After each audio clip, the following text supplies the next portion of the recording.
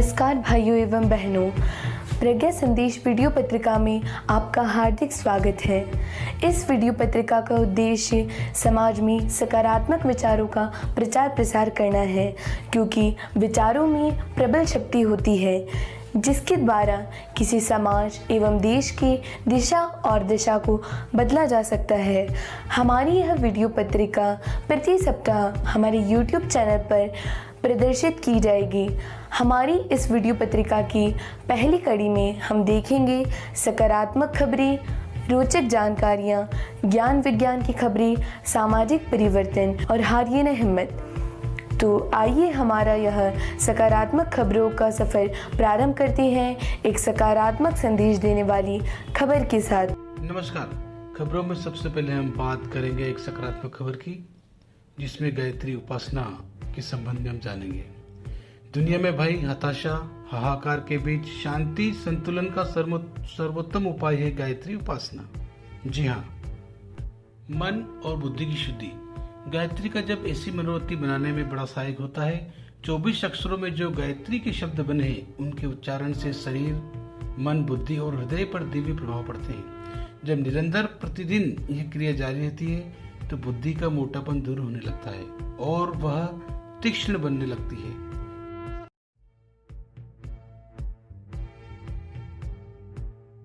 खबरों में आगे बात करेंगे हम शांति कुंज हरिद्वार की। राष्ट्रीय सेवा योजना का 51वां स्थापना दिवस मना। कई प्रतियोगिताओं का आयोजन हुआ। देव संस्कृति विश्वविद्यालय में 24 सितंबर को राष्ट्रीय सेवा योजना का 51वां स्थापना दिवस उत्साह उल्लास पूर्वक मनाया गया।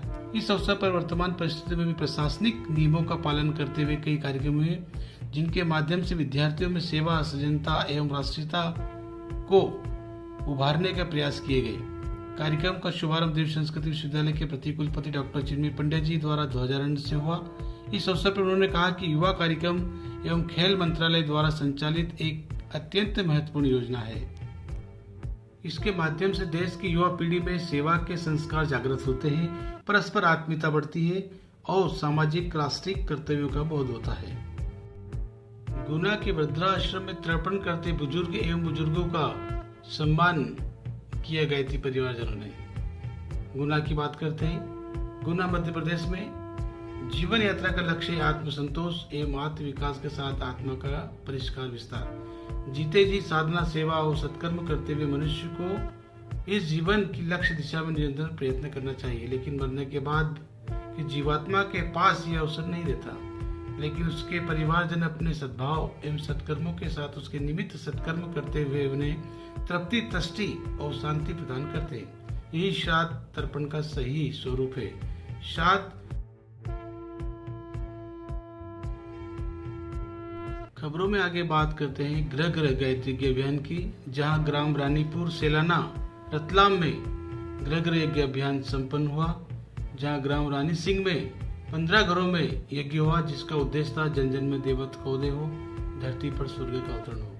इस हेतु संकल्प है कि गांव रायसिंह का यज्ञ से कोई भी घर छूटे नहीं। प्रत्येक घर में गायत्री माता की स्थापना हो, गांव व्यसन मुक्त हो, प्रदूषण मुक्त हो, संस्कारवान हो। यही कामना अखिल विश्व गायत्री परिवार जिला रतलाम के यज्ञोच्चारों की थी।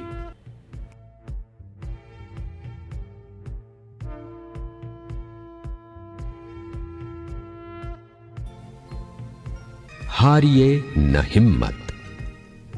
उठो, जागो, रुको मत जब तक के लक्ष्य प्राप्त न हो जाए। कोई दूसरा हमारे प्रति बुराई करे या निंदा करे, उद्वेगजनक बात कहे, तो उसको सहज करने और उसे उत्तर न देने से बैर आगे नहीं बढ़ता। अपने ही मन में कह लेना चाहिए कि इसका सबसे अच्छा उत्तर है मौन। जो अपने कर्तव्य कार्य में जुटा रहता है और दूसरों के अवगुणों की खोज में नहीं रहता, उसे आंतरिक प्रसन्नता रहती है। जीवन में उतार चढ़ाव आते ही रहते हैं। हंसते रहो, मुस्कुराते रहो। ऐसा मुख किस काम का जो हंसे नहीं, मुस्कुराए नहीं। जो व्यक्ति अपनी मानसिक शक्ति स्थिर रखना चाहते हैं, उनको दूसरों की आलोचनाओं से चिढ़ना नहीं चाहिए।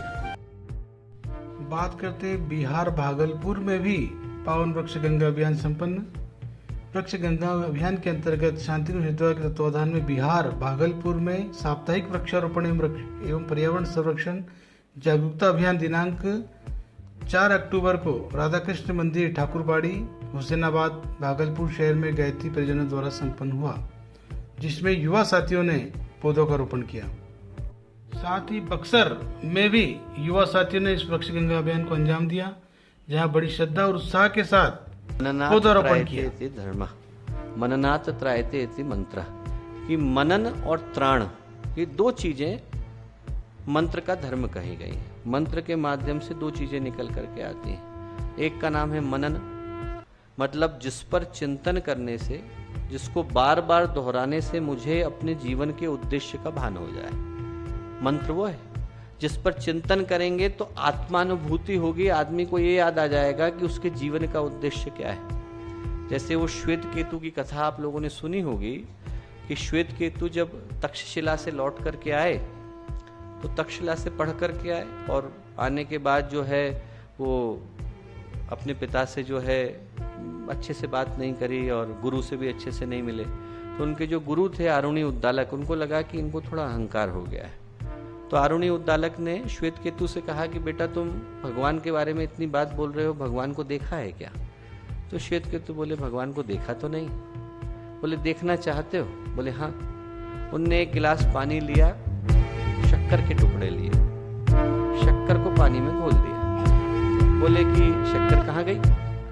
तो श्वेत केतु बोले साहब गोली तो मेरी आंखों के सामने ही है, बस दिख नहीं रही है। बोले पता कैसे चलेगा कि इसके अंदर है? बोले चखना पड़ेगा। श्वेत केतु बोले चखना पड़ेगा, जब पानी मीठा लगेगा तो पता चलेगा कि पानी के अंदर शक्कर है। उनके गुरु बोले आरुणी उद्दालक बस बेटा भगवान भी इसी तरह से है। भगवान बाहर हवा में घुल गया है और अंदर प्राण में घुल गया है। न तो हवा दिखाई पड़ती है और न प्राण दिखाई पड़ता है, पर इन दोनों के बगैर गुजारा भी संभव नहीं। अब बोले यदि भगवान को जानना हो तो चखना पड़ता है। भगवान को जानना है तो शब्द की जगह पर। खबरों में आगे बात करते हैं हम टाटानगर की, जहां नवयुग दल निरंतर परम पूज्य गुरुदेव के सदविचार एवं स्टिकर अभियान को निरंतर ऑटो और गाड़ियों में लगाकर चला रहे हैं। खबरों से जुड़ने के लिए आपका धन्यवाद और मिलते हैं अगले क्रम में प्रज्ञा संदेश के। जब तक के लिए अलविदा।